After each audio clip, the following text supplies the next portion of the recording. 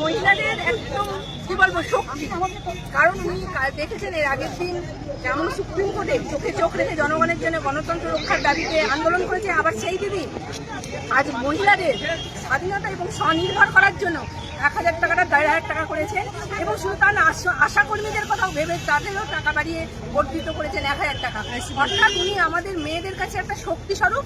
তাই আমরা আজকে আনন্দের সঙ্গে উদযাপন করছি, মিষ্টি বিলাচ্ছি।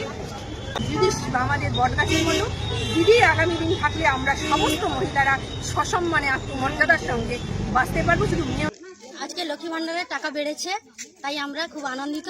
সেই আনন্দেই আমরা আবির খেলছি।